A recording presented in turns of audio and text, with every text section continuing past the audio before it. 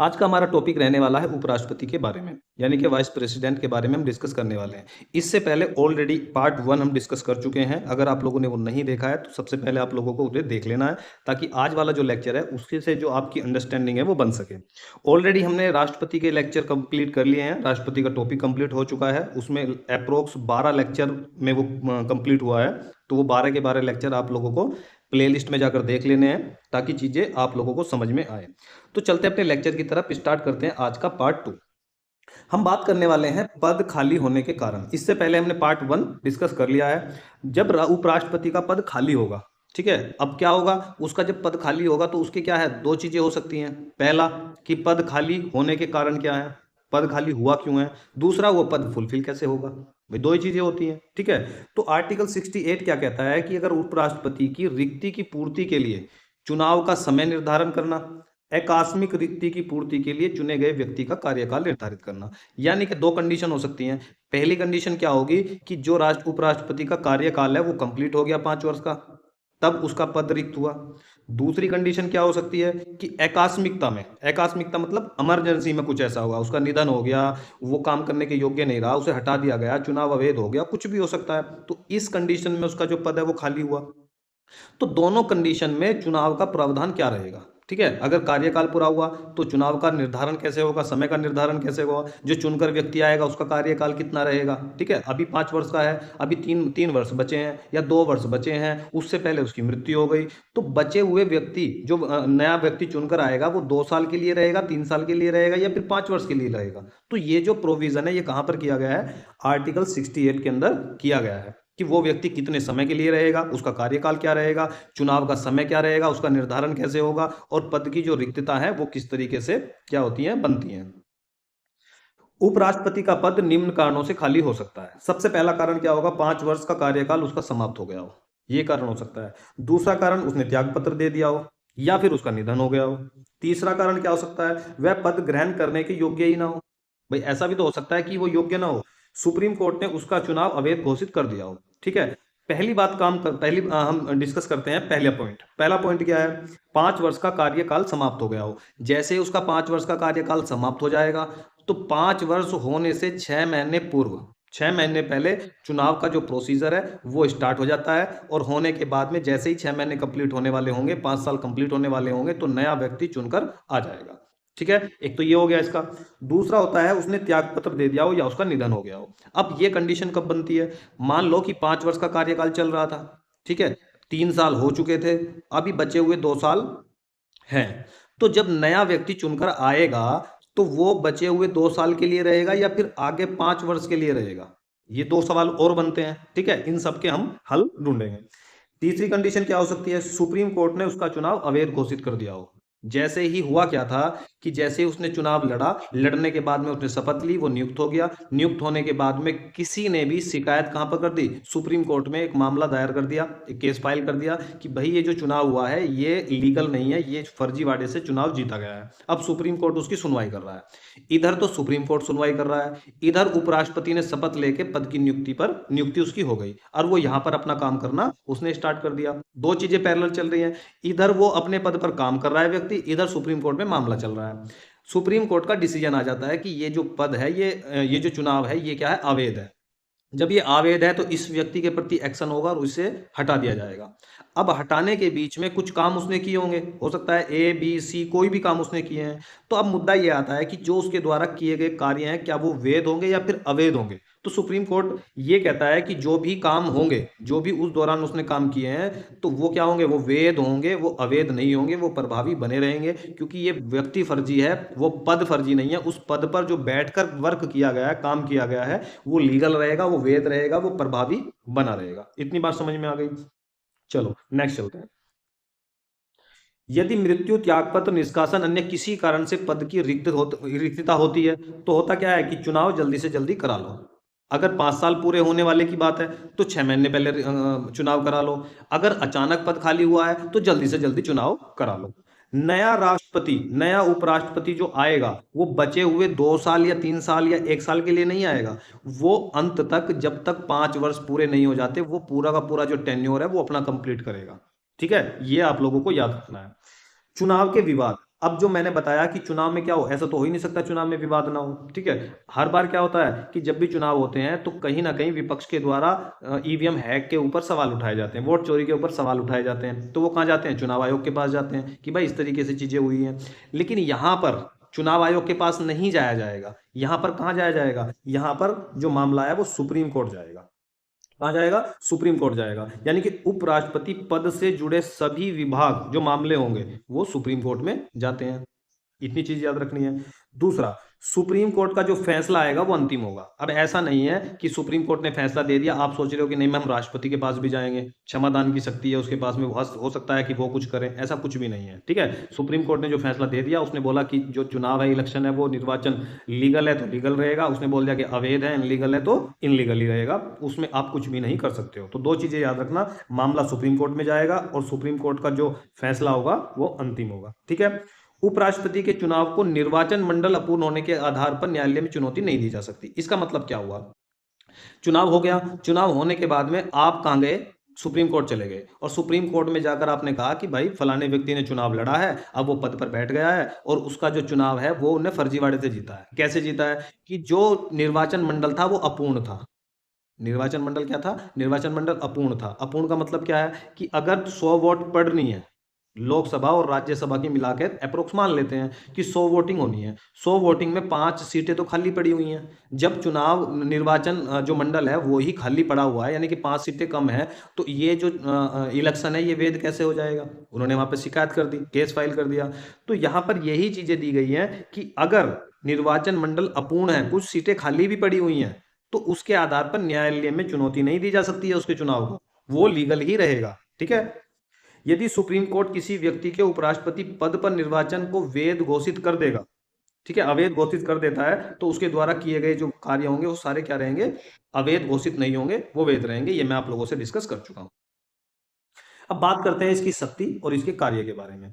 तो वो क्या होता है, वो राज्यसभा का सभापति होता है, पदेन। अब बात आ गई पदेन, ठीक है। कुछ वर्ड ऐसे होते हैं, जब भी आपको पढ़ना होता है ना, तो कुछ भी वर्ड ऐसा आता है तो उसका मीनिंग निकाला करें, गूगल करो, चाहे किसी भी चीज से आप उसे निकालो, लेकिन उसका मीनिंग जरूर निकालो, क्योंकि क्वेश्चन वो वहीं से फंसा देता है, ठीक है। वो इससे नहीं फंसाएगा ही क्या है, होता क्या है क्या है, के क्या है, वह क्या है, मैं क्या, इनसे कुछ नहीं आता है। ये जो वर्ड है, लोकसभा, लोकसभा अपने आप में एक स्ट्रक्चर है, अध्यक्ष अपने आप में एक अस्तित्व है, इसका एक यूनिट है, समझ में आ रही है। तो इनका मतलब होता है, जो सहायक क्रियाएं होते हैं उनका कोई मतलब नहीं होता है। तो बात हमारे सामने आई पदेन। पदेन क्या होता है, पदेन को इंग्लिश में बोला जाता है एक्स ऑफिसियो। क्या बोला जाता है, एक्स ऑफिसियो। तो दो वर्ड मिल सकते हैं, पदेन मिल सकता है और एक्स ऑफिसियो मिल सकता है। तो इसका मतलब क्या होता है, जब एक ही व्यक्ति दो पदों को होल्ड करता है, ठीक है। ये क्या है, ये उपराष्ट्रपति के पद को भी होल्ड कर रहा है, साथ के साथ में ये राज्यसभा का सभापति भी है, साथ के साथ में ये राज्यसभा का सभापति भी है। तो इसका मतलब होता है जब एक ही व्यक्ति दो पदों को होल्ड करता है तो उसे बोलते हैं पदेन। समझ में आ गई, एक्स ऑफिसियो, यानी कि एक व्यक्ति एक से ज्यादा पदों पर भी काम कर सकता है। एक मिनिस्टर जो है वो दो तीन मिनिस्ट्री को भी देख सकता है। तो इसका मतलब होता है कि वो उपराष्ट्रपति पद पे होते हुए भी वो राज्यसभा का सभापति भी होता है, पदेन सभापति होता है। समझ में आ गई सारी कहानी। चलो, इस संबंध में उसकी शक्ति व कार्य लोकसभा के अध्यक्ष की भांति होते हैं। अब दो चीजें यहां पर भी आती हैं, एक लोकसभा है, एक राज्यसभा है, एक लोकसभा है, एक राज्यसभा है। लोकसभा में एक अध्यक्ष होता है जिसे आप स्पीकर बोलते हो, एक उपाध्यक्ष होता है, उपाध्यक्ष होता है। और ये जो दोनों वर्ड होते हैं, समझ लेना, ये जो दोनों लोग होते हैं ये लोकसभा के सदस्य ही होते हैं, ये लोकसभा के सदस्य ही होते हैं। दूसरी तरफ आ जाओ, एक राज्यसभा होती है जिसे उच्च सदन बोला जाता है। इसमें क्या होता है, एक अध्यक्ष होता है, अध्यक्ष होता है। यहां पर उसे स्पीकर बोला गया था, यहां पर उसे सभापति बोला जाता है, सभापति बोला जाता है। तो यहां पर जो एक उपाध्यक्ष भी होता है, उपाध्यक्ष भी होता है। तो जब हम राज्यसभा की बात करते हैं तो जो अध्यक्ष होता है वो यहां से नहीं चुना जाता है, वो राज्यसभा के मेंबरों में से नहीं चुना जाता है। उपाध्यक्ष जो होगा वो राज्यसभा के मेंबर में से चुना जाएगा। तो क्वेश्चन कैसे बनाएगा कि लोकसभा के अध्यक्ष और उपाध्यक्ष जिस प्रकार बनाए जाते हैं, चुने जाते हैं लोकसभा से, उसी प्रकार राज्यसभा से भी अध्यक्ष और उपाध्यक्षों का चुनाव होता है। बस यही उसने तुम्हें फंसा दिया। तो आप लोगों को क्या याद रखना है कि यहां पर अध्यक्ष उपाध्यक्ष तो लोकसभा से चुने जाते हैं, लेकिन यहाँ पर सिर्फ उपाध्यक्ष ही राज्यसभा से चुना जाएगा। जो अध्यक्ष होगा, जिसे आप सभापति बोल रहे हो, वो वहां से नहीं चुना जाता है, उसका चुनाव उपराष्ट्रपति के रूप में अलग से होता है। समझ में आ गई बात? इस संबंध में वह लोकसभा के अध्यक्ष की भांति ही होते हैं। इसकी जो पावर है वो कैसी है? लोकसभा के अध्यक्ष की तरह ही ये काम करेगा, राज्यसभा के अंदर अध्यक्ष के रूप में काम करेगा। अब यहाँ पर बात करके क्या की गई है, इस संबंध में वह अमेरिका के उपराष्ट्रपति के समान ही कार्य करता है। ठीक, मैंने पहले ही बताया था कि यहाँ ये जो पद है, ये कहीं ना कहीं जो सर्जित किया गया है, ये अमेरिका से लिया गया है। तो अमेरिका का कंपेयर इससे ना हो, ऐसा हो नहीं सकता है। ठीक है, तो उसे भी साथ साथ में आप लोगों को पढ़ना पड़ेगा। ये काम किसकी तरह करता है? अमेरिका के उपराष्ट्रपति की तरह काम करता है। यहाँ पर राज्यसभा बोला जाता है, वहां पर सीनेट बोला जाता है, अपर सदन को। तो वहां पर जिस प्रकार अध्यक्ष होता है अमेरिका का उपराष्ट्रपति, उसी तरीके से राज्यसभा का भी सभापति अध्यक्ष हमारा उपराष्ट्रपति होता है। ठीक है, ये बात यहाँ पर बोली जा रही है। अब बात करते हैं आर्टिकल 70 की। आर्टिकल 70 क्या कहता है? अगर राष्ट्रपति का पद अचानक खाली हो जाए, मैंने राष्ट्रपति में ही पढ़ाया था कि अगर उसकी मृत्यु हो जाती है, उसे हटा दिया जाता है महाभियोग के द्वारा, या कुछ भी ऐसी कंडीशन हो जाती है कार्यकाल पूरा होने के अलावा, कुछ भी स्थिति बनती है, तो उस समय पर उपराष्ट्रपति कार्यवाहक राष्ट्रपति के रूप में कार्य करता है। यह आर्टिकल 70 में लिखा गया है। ये 70 आर्टिकल आप लोगों को याद कर लेना, ये मोस्ट इंपोर्टेंट है। ठीक है, तो नोट क्या कह रहा है? वह कार्यवाहक राष्ट्रपति के रूप में अधिकतम 6 महीने तक ही पद पर बना रहेगा। ये नोट में डाला है मैंने, इसे भूलना नहीं है कि वह जब राष्ट्रपति के पद पर बैठेगा उसकी एब्सेंट में, तो वहां पर कितने दिन बैठ सकता है? 6 महीने। 6 महीने क्यों बैठ सकता है साहब? क्योंकि 6 महीने में चुनाव करा लो भाई, 6 महीने में चुनाव करा लो, नया राष्ट्रपति आ जाएगा, तुम वहां से अब जा खिसक लो, ठंडे रास्ते से निकल लो। ठीक है, तो 6 महीने इसलिए यहां पर बताए गए हैं। इतनी बात समझ में आ गई? इन 6 महीने में राष्ट्रपति का चुनाव कराना आवश्यक हो जाता है। यदि राष्ट्रपति अनुपस्थित है, या किसी कार्यों को करने में असमर्थ है, या बीमार है, या जब तक वह अपने पद पर वापस नहीं आ जाता, जब तक उपराष्ट्रपति उसके कर्तव्यों का निर्वहन करता है। अब यहाँ पर 2 चीजें अलग से आ गई। कौन कौन सी आ गई? जब ये 6 महीने के लिए उसके पद पर बैठा था, तो उस समय पर कंडीशन क्या थी कि वो जो राष्ट्रपति है उसके साथ में कुछ ऐसी ट्रेजेडी हुई है कि वो वापस नहीं आएगा। ठीक है, तो तब वो वापस नहीं आएगा, तो 6 महीने के लिए इसे कार्यवाहक राष्ट्रपति बनाया जाएगा, एक्टिंग प्रेसिडेंट बनाया जाएगा उपराष्ट्रपति को, और नया व्यक्ति जब तक चुनकर नहीं आ जाता है, जब तक ये 6 महीने तक यहां पर बना रहेगा। दूसरी कंडीशन क्या हो सकती है? दूसरी कंडीशन ये हो सकती है कि जो राष्ट्रपति है वो बीमार है, मरा नहीं है, वो आ सकता है, वो कहीं यात्रा पे गया है, वो अनुपस्थित है, वो अभी फिलहाल काम करने में असमर्थ है, यानी कि आ सकता है, उसकी पॉसिबिलिटी है कि वो आ सकता है, ऐसा नहीं है कि वो आएगा ही नहीं। उस समय पर ये जब तक उसके कार्य का निर्वहन करेगा, जब तक कि वो वापस नहीं आ जाता है। ये दोनों चीजें याद रख लेना। 6 महीने का कॉन्सेप्ट क्या है, और जो है जब तक वो वापस नहीं आ जाता है, जब तक का कॉन्सेप्ट क्या है। नेक्स्ट देखते हैं, कार्यवाहक राष्ट्रपति के रूप में कार्य करने के दौरान उसे जो राज्यसभा के सभापति के रूप में वो कार्य नहीं करेगा।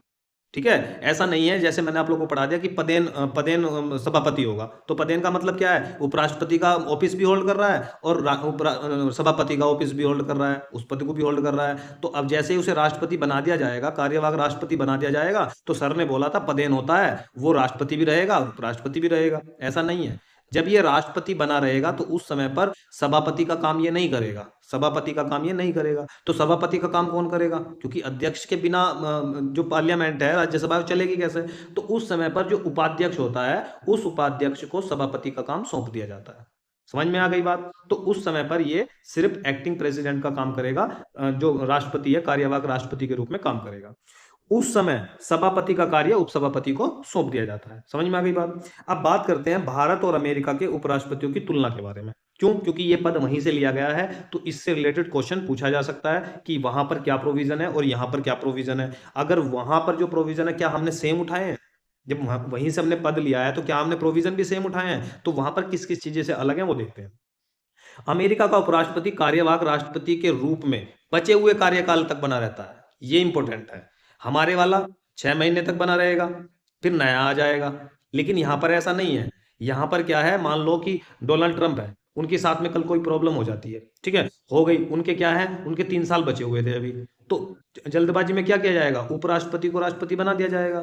तो ये जो उपराष्ट्रपति है, ये जब राष्ट्रपति बनेगा तो ये उनके बचे हुए कार्यकाल के लिए बनेगा। ऐसा नहीं है कि चुनाव करा लो नया आ जाएगा, नहीं, बचे हुए कार्यकाल को पहले पूरा किया जाएगा, तब जाके चुनाव होंगे, तब जाके नया व्यक्ति आएगा। लेकिन भारत में कितने के लिए होता है, सिर्फ 6 महीने के लिए, ताकि चुनाव हो जाए, नया व्यक्ति आ जाए और हमें तुम फ्री कर दो। समझ में आ गई बात। जबकि भारत में यह नियुक्ति होने तक ही कार्यवाहक राष्ट्रपति बना रहेगा, जब तक दूसरा व्यक्ति नहीं आ जाता है। संविधान ने भारत में उपराष्ट्रपति को की क्षमता को संविधान ने क्या किया है, उपराष्ट्रपति को उसकी क्षमता के अनुरूप उसे कोई विशेष कार्य नहीं दिया है। जिस तरीके से आपने सुना राष्ट्रपति भाई देश का प्रमुख है, राष्ट्र का प्रमुख है, उसी तरीके से जिस तरीके से बिल्डअप बनाया जा रहा है उपराष्ट्रपति के पद को लेकर, संविधान ने उसे इस तरीके का कोई काम सौंपा ही नहीं है। जैसा उसका नाम है उपराष्ट्रपति, तो बहुत सारे काम उसे सौंपे गए होंगे, बहुत सारी रिस्पॉन्सिबिलिटी दी गई होंगी, ऐसा कुछ नहीं है। ठीक है, ये नाम का पद है, सिर्फ इसका नाम ही बड़े हैं। कहते हैं ना कि नाम बड़े और दर्शन छोटे, वो वाला हिसाब है इसका, कि काम इसके कोई बड़े नहीं है। सिर्फ जो है राजनीतिक जो स्थिरता है वो बनी रहे, निरंतरता बनी रहे, उसके लिए, कंटिन्यूटी के लिए ही इस पद का सर्जन किया गया है। बाकी इसका और कोई भी काम नहीं है।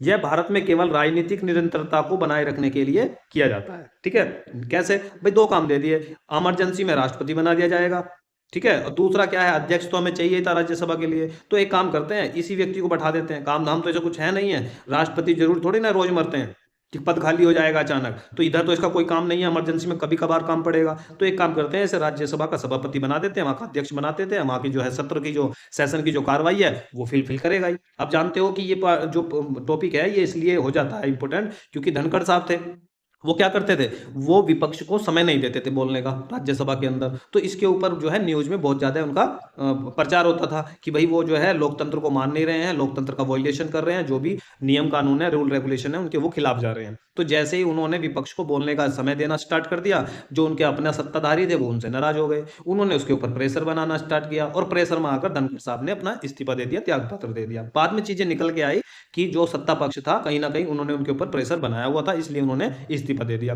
जब इस्तीफा दे दिया तो नए चुनाव भी हुए हैं, नया उपराष्ट्रपति भी बना है। तो ये पूरा का पूरा जो उपराष्ट्रपति का टॉपिक है वो इस साल क्या हो जाता है, इंपोर्टेंट हो जाता है, क्योंकि उपराष्ट्रपति के चुनाव भी हुए हैं, उसका इस्तीफा भी हुआ है, तो सारी चीजें हुई हैं, तो ये इंपोर्टेंट इस बार हो जाता है। समझ में आ गई बात।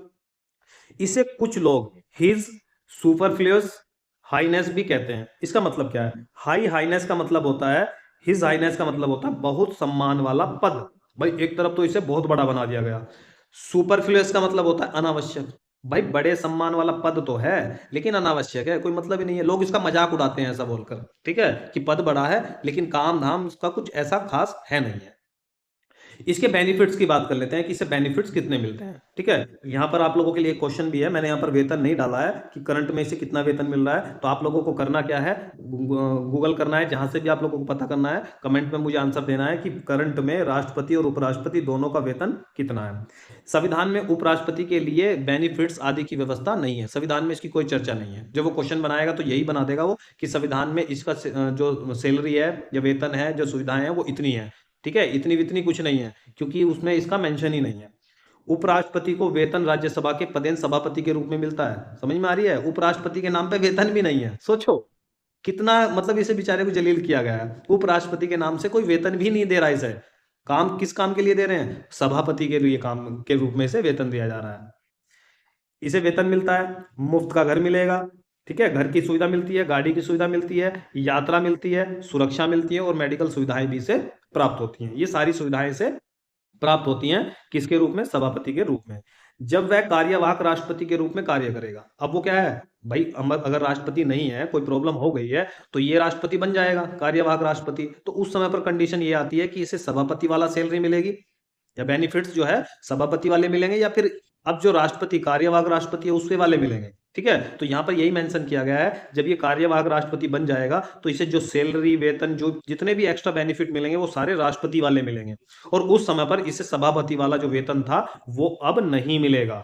समझ में आ गई, एक ही मिलेगा, या तो राष्ट्रपति वाला ले लो या वो वाला ले लो। तो इसे राष्ट्रपति वाला मिलता है और सभापति वाला नहीं मिलता है, कोई सुविधा नहीं मिलेगी, कोई वेतन नहीं मिलेगा, सिर्फ राष्ट्रपति वाला मिलेगा। समझ में आ गई बात।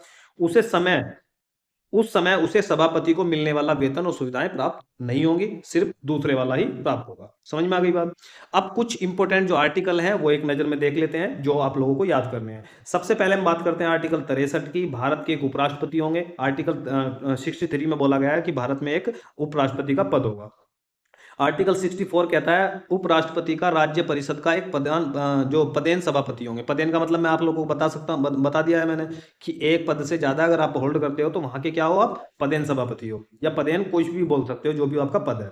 आर्टिकल 65 क्या कहता है, कार्यवाहक राष्ट्रपति के रूप में ये कार्य करता है, कार्य करना, ठीक है, ये भी इंपॉर्टेंट है और पदेन भी इंपॉर्टेंट है, ठीक है, दोनों चीजें इंपॉर्टेंट है। आर्टिकल 66 इसका उपराष्ट्रपति के चुनाव के बारे में चर्चा की गई है, ठीक है।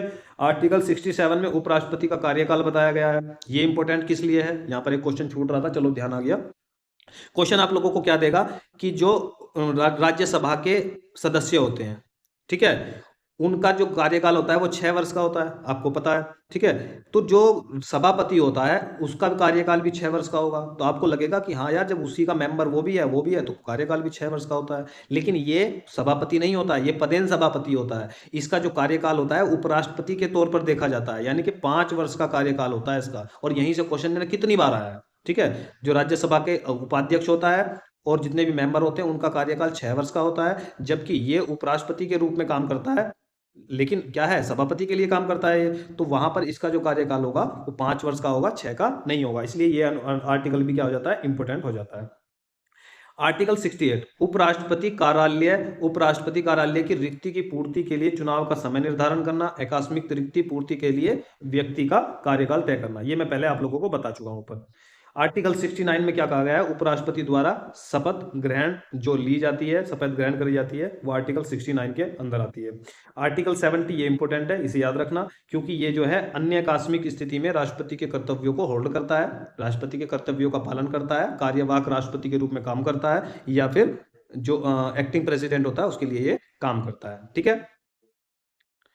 तो ये रहा आज का आर्टिकल। सारी चीजें आप लोगों को रट लेनी है, कुछ भी मैंने छोड़ा नहीं है। तो इसलिए एक एक पॉइंट को आप लोगों को बहुत अच्छी तरीके से पढ़ लेना है, क्योंकि जब आप एक भी लाइन छोड़ते हो तो वहीं से हो सकता है क्वेश्चन बन जाए और आप लोग फंस जाओ। तो ऐसा नहीं करना है। कोई चीज समझ में नहीं आती है तो सबसे पहले आप लोगों को करना क्या होता है, कॉन्सेप्ट क्लियर करना होता है। जब कॉन्सेप्ट क्लियर हो जाएगा तो आप लोग अपना माइंड सेट भी वहां पर लगा सकते हो कि क्या चीज हो सकती है और क्या नहीं हो सकती है, अगर क्वेश्चन थोड़ा सा घूम के भी आ जाएगा। समझ में आ रही है बात। कोई चीज समझ में नहीं आती है तो रिपीट करके देखो, फिर भी कोई चीज समझ में नहीं आती है तो कमेंट बॉक्स खुला है, आप हमसे कमेंट में कोई भी क्वेश्चन पूछ भी सकते हो, ठीक है। तो आज के लिए इतना ही। अगर वीडियो आप लोगों को पसंद आती है तो वीडियो को लाइक जरूर कर दें, दोस्तों को शेयर कर दें। चैनल पे अगर आप लोग नए होते हो तो चैनल को प्लीज सब्सक्राइब कर लें, ताकि आने वाले जितने भी लेक्चर होंगे उनकी जो नोटिफिकेशन है वो आप लोगों को टाइम टू टाइम मिलती रहे। तो मिलते हैं नेक्स्ट लेक्चर में, जब तक के लिए दीजिए मैं इजाजत। जय हिंद, जय भारत।